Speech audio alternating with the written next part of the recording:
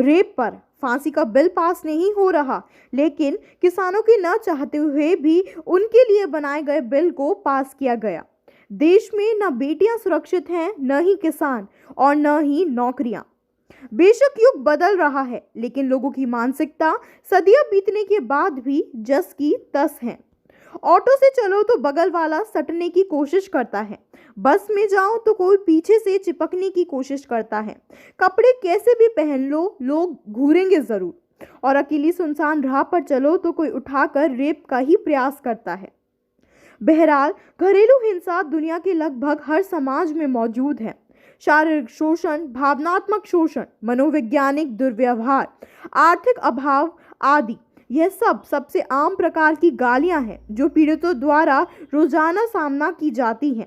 गौरतलब है, हम रोजाना कई ऐसी खबर सुनते हैं कि उत्तर प्रदेश में छेड़छाड़ का विरोध करने पर मंचलों ने नाबालिग को छत से नीचे फेंका, किशोरी को अगवा कर दुष्कर्म की वारदात, किशोरी को बंधक बनाकर किया दुष्कर्म, यूपी के मुजफ्फरनगर में बंदूक के बल पर एक अंतर्राष्ट्रीय खिलाड़ी के साथ किया दुष्कर्म, दरिंदा रेप का वीडियो बनाकर लंबे समय से ब्लैकमेल कर रहा था पीड़िता को।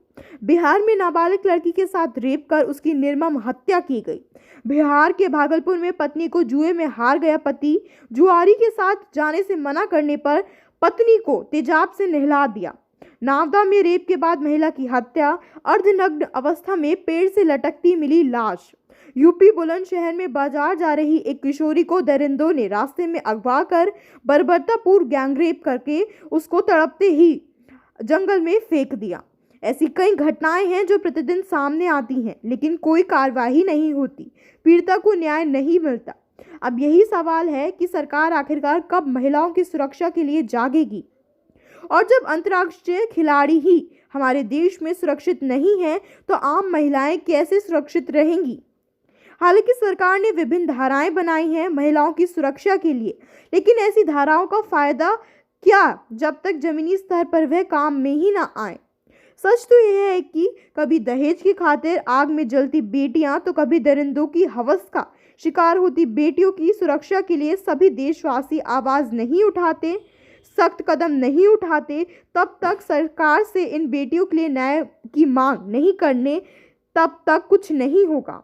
सरकार के संरक्षण में कई दरिंदे आज खुलेआम घूम रहे हैं, जिनको कानून का बिल्कुल भी खौफ नहीं है। सरकार में कानून बनाने की होड़ लगी हुई है, पर रेप पर कड़े कानून बनाने का कोई तैयार नहीं है। अफसोस की बात तो यह है कि लोकसभा में कुल 78 महिला सांसद को जनता ने चुनने के बाद भेजा है, लेकिन फिर भी वह महिलाओं के लिए आवाज उठाने को डर रहे हैं। हालांकि हाल ही में खबर आई थी कि पाकिस्तान ने रेप के दोषियों को नपुंसक बना दिया जाएगा, जिसको इमरान कैबिनेट ने मंजूरी भी दे दी है। बेशक पाकिस्तान भारत का दुश्मन है, लेकिन कुछ चीजें पाकिस्तान से भी भारत को सीखनी चाहिए और सरकार को जल्द से जल्द महिलाओं की सुरक्षा के लिए सख्त कानून बनाने चाहिए।